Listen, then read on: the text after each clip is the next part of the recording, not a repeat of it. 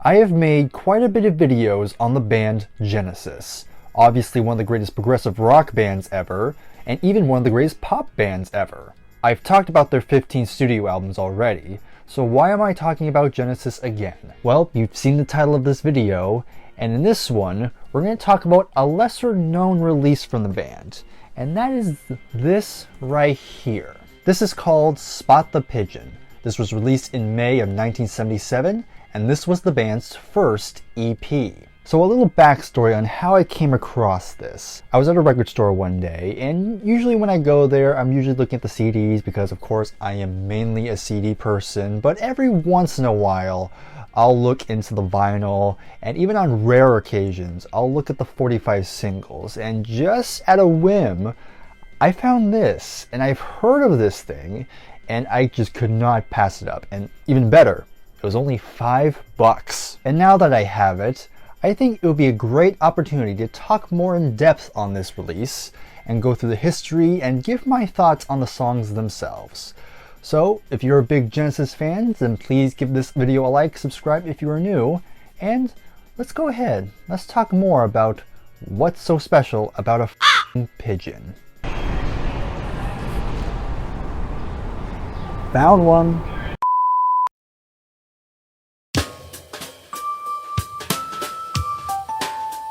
By this point, the official lineup of the band was Phil Collins on drums and vocals, Tony Banks on keyboards, Mike Rutherford on bass, and Steve Hackett on guitar. The recording of their 8th studio album, Wind and Wuthering, resulted in 9 tracks making the album.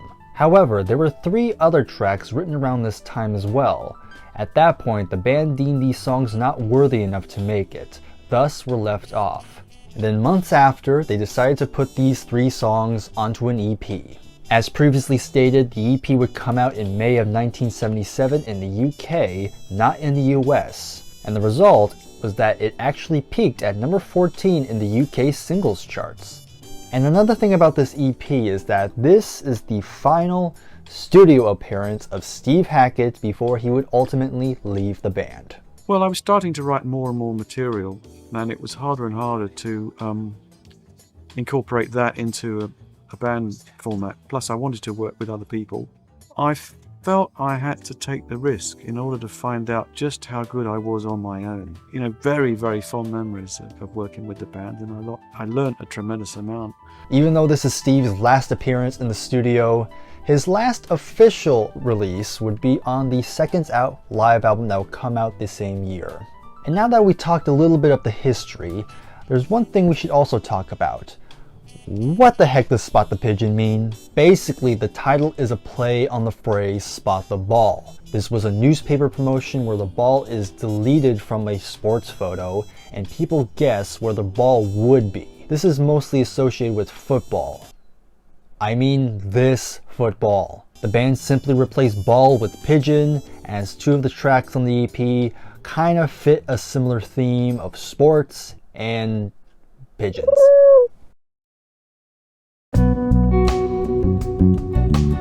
So now let's talk about packaging, and I guess I can say I'm lucky because I believe I have an original UK 7-inch version of the EP. Now there are full 12-inch versions of this, and I also think it also came out on CD as well, so I might need to look into that. So when talking about the front cover, there's really not a whole lot to say. You have a black border, which looks pretty nice, and you have this black and white sports image, and look, there's a ball. Do I want a prize? Nope, okay. But I'm wondering, is there supposed to be a pigeon here? Or is this really just a random sports photo they got from some kind of newspaper or magazine or whatever and they just stuck it on? I don't know. If you know that, please leave it in the comments. Other than that, you just have a very stock standard text here. You have the band logo, which is pretty plain, and then you have the title of the album, and on the side you list all the songs. So pretty simple, and on the back it's also pretty simple because you have all the lyrics to all the tracks, which is kind of nice. And of course you have the classic Charisma logo on the top right corner. And now let's talk about the record itself. You take it out and you have a pretty plain looking label, which is kind of disappointing.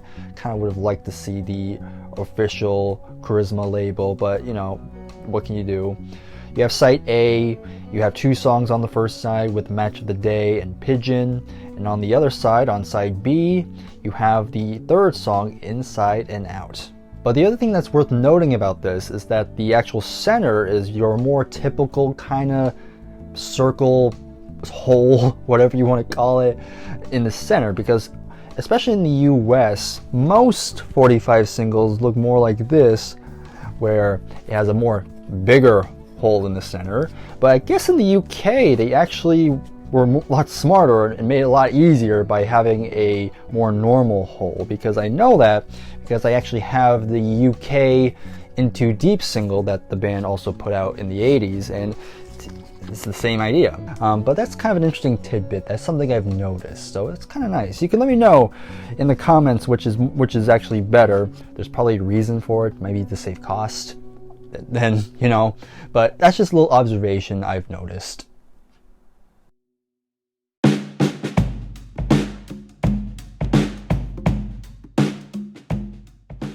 And now we can finally start talking about the music. So the EP starts out with the first song, Match of the Day. He misses, which means we're going to Scott Sterling! This was a Collins, Banks, and Rutherford collaboration, and it starts out on quite a quirky note. The one thing that really stands out is Mike's bass playing. Like, it's a lot more upfront and has a nice kind of fun, very upbeat nature to it, which I found quite interesting. The keyboards and guitars play very nicely with one another, and when you hear Phil sing for the first time on this, he's using his more softer type of vocal style. There's the reds and there's the greens, super slicks and has-beens. You know, by this point, Phil hasn't quite found his more power vocal yet. It's kind of more playing it very straight, nothing amazing, but I guess for the song, it's not too bad. And the lyrics are about my favorite subject, sports. I'm gonna be honest, I'm not that big of a sports fan personally, and so lyrically it doesn't really do a whole lot for me, and from what I've gathered, it basically captures the whole sports nature. You know, you have the high energy, the high competitive nature, and the fact that people would get so angry about their team, they would start kind of threatening the referee.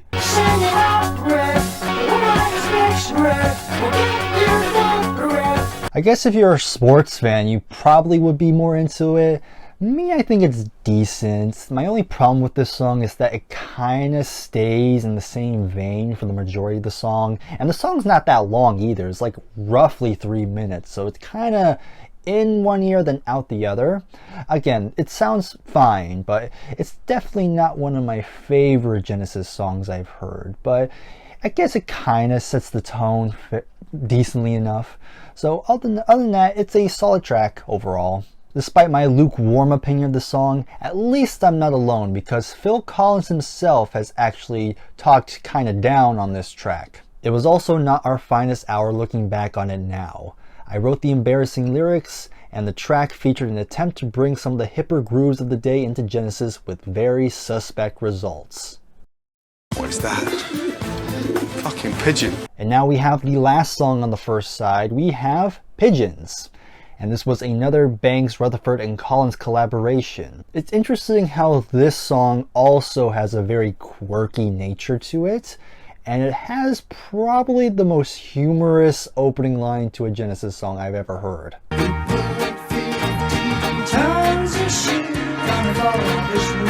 The guitar has this very interesting tone. There's kind of a jangle quality to it. Almost sounds like a 12 string. I could be wrong on that, but that's just another thing that kind of caught my attention. And another thing to note about the guitar sound is that it almost gives it an almost kind of country, more like something you hear like on a farm or something. And overall, it just has a very goofy nature to it. And I've read lyrically, it might be a kind of a metaphor for the punk movement. I'm honestly thinking that's kind of stretching, but I could be wrong on that. It's a bit hard to kind of make out what's actually going on, because of course Phil's vocals, again, it's a bit softer, and honestly it kind of sounds a bit buried, where it's hard to actually hear him sometimes. Taking pot shots at the tourists. Oh, you got to watch out. Even though this song has a little bit more to it, I would say it's probably my least favorite song on the EP. Again, it's fine, but it's nowhere near top tier Genesis, even for this period. So it's okay.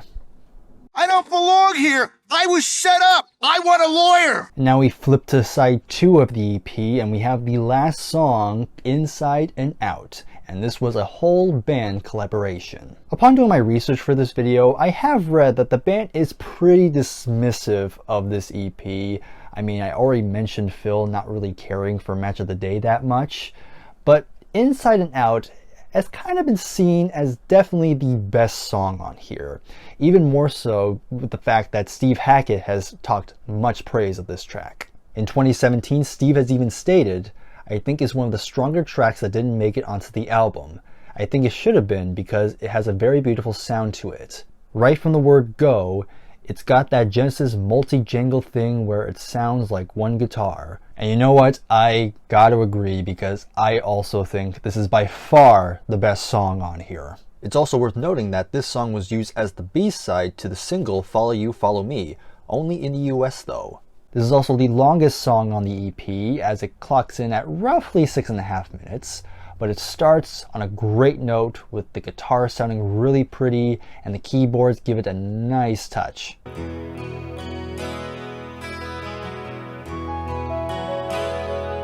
And on top of that, Phil's vocals is a lot more upfront, and his more soft approach really works with the vibe they're painting. Seems they're letting him out next year. And I'm not 100% sure on the structure, but what I think is the chorus sounds really great. I love how they transition into it.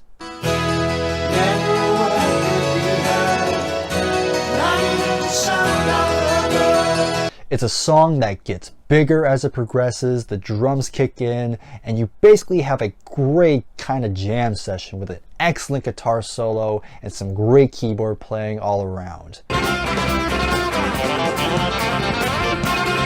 And lyrically, it's kind of interesting because it's kind of f***ed up. Just to make it simple, the lyrics is basically about a guy who is falsely accused of a crime and he's convicted, hence the inside portion.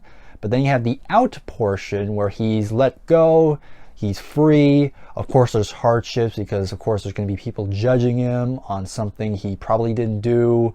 But the music has a bit of optimism to it, which kind of leaves you on a good note. And with that all said, I do think this is by far the strongest song on this EP.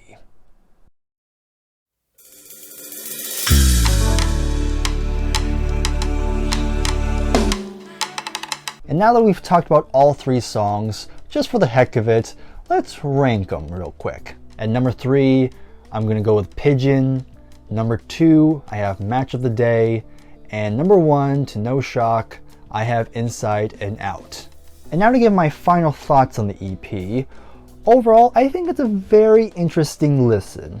That said, I do get why some of them didn't make it on the album. Wind and Wuthering has a very specific tone. It's very mellow, very atmospheric, and songs like Match of the Day and Pigeon, I feel kinda disrupt that tone.